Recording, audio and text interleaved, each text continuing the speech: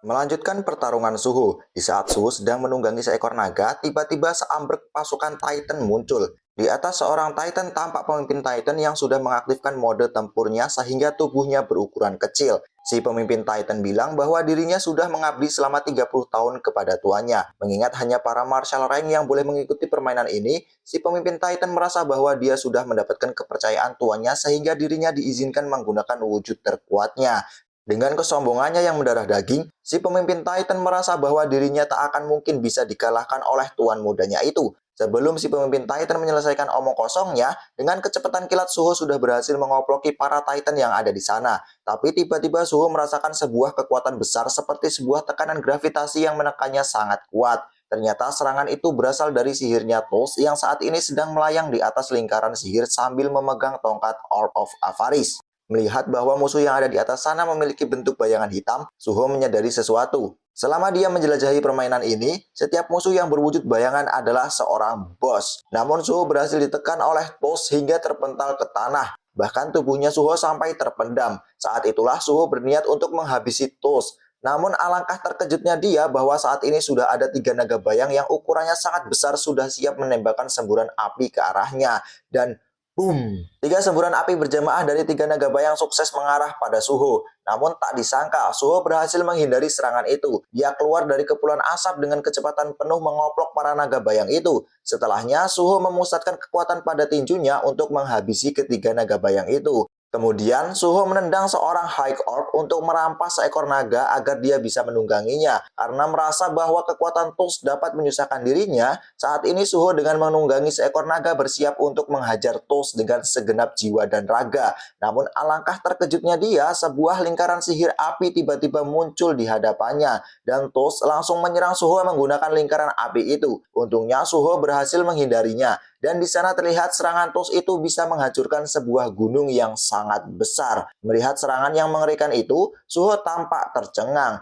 Di sisi lain, Tos malah merasa dirinya terlihat keren karena saat ini dia memegang sebuah tongkat sihir. Setelah itu, Suho terus mengoploki satu persatu monster yang ada di sana, mulai dari High Orc, Titan, hingga naga terbang dia habisi tanpa tersisa. Setelah para monster dengan tubuh asli rata, tiba-tiba muncul beberapa pasukan bayangan kuat. Di sana terlihat ada 3 naga bayang, seekor Kentaro wujud bayang, Jima dengan wujud bayang, serta bos Titan dengan wujud bayangan. Lagi-lagi bos Titan ngebacot menyombongkan diri. Namun tanpa basa-basi, Suho langsung menendangnya hingga koit. Di sisi lain, Jima yang merasa bahwa saat ini dia sudah bekerja keras secara diam-diam setelah bergabung dengan Shadow Army, bertekad untuk mengukir sebuah sejarah dengan mengalahkan monark muda agar dirinya bisa dikenali. Namun lagi-lagi Suho langsung mengoplok Jima tanpa ampun. Kemudian datang seekor naga yang siap menyaplok Suho. Dengan kecepatannya, Suho berhasil menghindar dan nangkring di atas moncong si naga.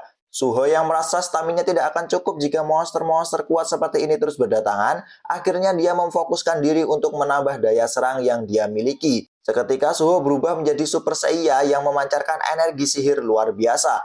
Dia bertekad akan mengalahkan semua monster kuat seorang diri. Dan secepat kilat satu koplokan berhasil menghilangkan Jima, disusul dengan koplokan ke arah Raja Titan. Kemudian ketiga naga bayang juga tidak terlewatkan. Setelah itu Suho melesat ke arah Tos untuk menghajarnya. Namun Tos bisa menahan serangan Suho menggunakan bariernya. Tak sampai di situ, Suho pun melesat dan saat ini tiba-tiba sudah berada di atas Tos untuk mendaratkan bogeman mantapnya ke arah Tos. Dengan kekuatan penuh, serangan Suho itu berhasil menghilangkan Tos seketika. Setelah berhasil mengalahkan monster-monster kuat itu, Suho merasa meskipun statnya tidak meningkat, tapi setelah melewati banyak pertarungan, saat ini dia bisa mengendalikan kekuatannya dengan skill yang lebih banyak. Belum lama Suho berleha-leha, tiba-tiba Belion turun untuk menantang Suho. Suho merasa bahwa musuhnya kali ini lebih kuat dari semut terbang yang dia kalahkan sebelumnya. Dan sebelum memulai pertarungan, Suho menyempatkan bertanya kepada Belion, berapa jumlah monster yang sudah berhasil dia kalahkan. Belion pun menjawab, jika dihitung dengan monster yang ada di Kastil Iblis, maka Suho baru mengalahkan 1 berbanding 3.000 dari total pasukan yang dikerahkan dalam permainan ini. Sambil menghela nafas, Suho berpikir bahwa meskipun sudah mengalahkan begitu banyak monster, tapi jumlahnya masih sangat sedikit dibandingkan dengan pasukan yang dikerahkan dalam permainan ini. Dan Suho pun langsung memasang kuda-kuda untuk menantang Belion bertarung. Sebelum bertarung, Belion menyempatkan untuk memberi hormat kepada tuan mudanya itu, sambil berkata bahwa monark muda sudah tumbuh dengan sangat luar biasa. Lalu dengan kecepatan kilat, Belion langsung melancarkan serangan yang berhasil membuat Suho oleng. Sambil merasa jengkel karena dari tadi para monster terus memanggilnya monark muda, Suho melancarkan bogeman ke arah Belion. Tanpa menjawab pertanyaan Suho, Belion menyerang Suho menggunakan pedangnya yang bisa berubah menjadi cambuk. Namun Suho berhasil menghindari serangan itu. Melihat serangan pedangnya ditangkis dengan sarung tangan yang Suho pakai, Belion memperingati Suho agar jangan sampai terkena sabetan pedangnya itu jika dia tidak ingin tamat. Setelahnya, Belion sempat kaget dengan niat Suho yang secara sembrono melakukan serangan terbuka dari depan. Namun ternyata itu hanyalah trik Suho untuk mengalihkan perhatian agar dirinya bisa melancarkan tendangan mantapnya ke arah Belion. Tendangan Suho berhasil ditangkis dengan kedua lengannya. Namun lagi-lagi gerakan Belion itu justru membuat pertahanan perutnya terbuka dan Suho langsung memberikan bogemannya sehingga Belion berhasil dihempaskan. Melihat serangannya yang tidak cukup kuat untuk menumbangkan Belion, Suho bilang jika mereka melanjutkan pertarungan ini mungkin tidak akan selesai dalam semalam. Dan Suho langsung menebak jika pasti ada sosok master yang menjadi tuan Belion. Lalu Suho memandang ke arah langit. Di sana terlihat ada seekor naga bayang yang membawa seorang dengan kekuatan luar biasa. Sosok itu pun segera turun untuk menghampiri Suho. Melihat hal itu, Suho langsung bergerak untuk menyambut kedatangan orang itu dan berakhir dengan keduanya melakukan adu tinju yang menimbulkan ledakan energi sihir yang sangat besar. Kemudian orang itu memberikan serangan kilat menggunakan daggernya. Suho berhasil menghindari serangan itu meskipun pipinya berhasil tergores. Suho malah berpikir bahwa ini pertama kalinya dia menemukan lawan seorang manusia dan dia berniat untuk mengajaknya berdiskusi saja agar dia bisa cepat pulang. Setelah menyapanya, Sung Jinwoo yang menggunakan masker ke seluruh mukanya itu tidak menjawab dan tiba-tiba di belakang orang itu muncul sebuah gate. Suho pun sadar bahwa orang yang ada di hadapannya itu mungkin saja adalah bos di permainan ini, sehingga dia bisa pulang setelah mengalahkannya.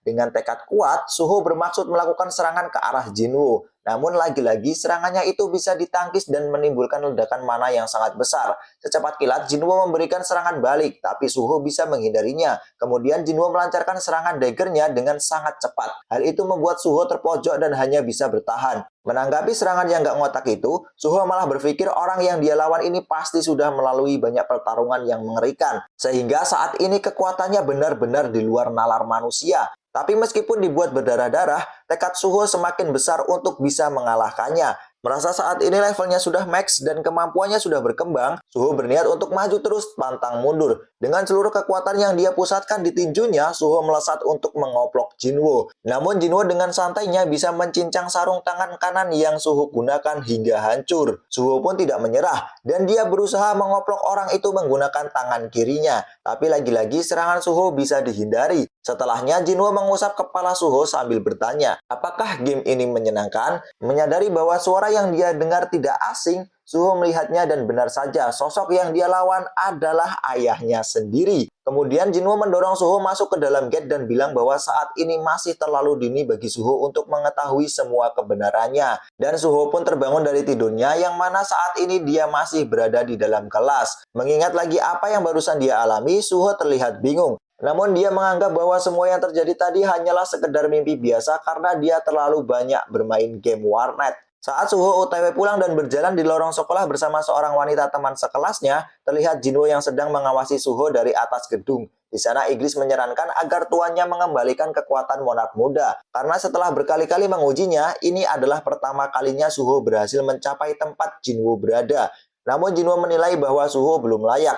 Hal itu dikarenakan Suho terlalu nekat. Dia tidak tahu kapan saatnya maju dan kapan saatnya mundur. Dia menantang musuh kuat tanpa mempersiapkan strategi yang matang. Menurut Jinwoo, hal itu sama saja bunuh diri. Di sisi lain, Jinwoo yakin, meskipun dirinya tidak membuka segel kekuatannya Suho, suatu saat Suho pasti akan berusaha untuk membukanya sendiri. Setelah itu kita diberitahu berita dua bersaudara, Hwang Dong-suk dan Hwang Dong-su yang menjadi tersangka penipuan. Di tempat lain, Baek Yun-ho yang sedang bertugas menjadi seorang pemadam kebakaran. Sementara itu di kantornya, Jin-ho sudah menjadi seorang direktur di sebuah perusahaan game virtual. Di depan para karyawannya, Jin-ho mengumumkan bahwa saat ini istrinya sedang hamil 6 minggu. Para karyawan terlihat senang mendengar kabar baik dari bosnya itu. Kemudian mereka akan mendiskusikan nama game pertamanya yang akan segera rilis sebentar lagi. Di tempat lain, ayah Jinho sedang mengoleksi berita-berita tentang putranya. Dia juga sudah tidak sabar untuk melihat cucunya. Kemudian di sisi lain, di cuaca yang cerah, di atas langit kembali ada sebuah retakan. Di perjalanan pulang dari sekolah bersama teman wanitanya, Suho kalah hompimpah dan disuruh membawa tas si gadis itu. Tapi sebelum pulang, Suho menyadari ada sesuatu yang terbang di langit. Di saat itulah, Jinwo sedang terbang menaiki kaisel bersama istri tercintanya. Di sana, Jinwo memberikan sebuah kalung sebagai hadiah anniversary yang ke-16 pernikahannya. Lalu kemudian Jinwo menyuruh istrinya itu pulang terlebih dahulu karena ada tugas yang akan dia jalani. Chae-in pun pulang diantar oleh Kaisel. Sementara Jinwo saat ini sudah berada di depan gate raksasa yang muncul beberapa waktu lalu. Di sana Jinwo berkata bahwa perkataan Rulers benar. Kekuatannya yang sangat besar ternyata menjadi magnet bagi hal-hal mengerikan yang terus berdatangan ke bumi. Jinwo kemudian memanggil para jenderal bayangannya dan bersiap untuk memasuki gate tersebut.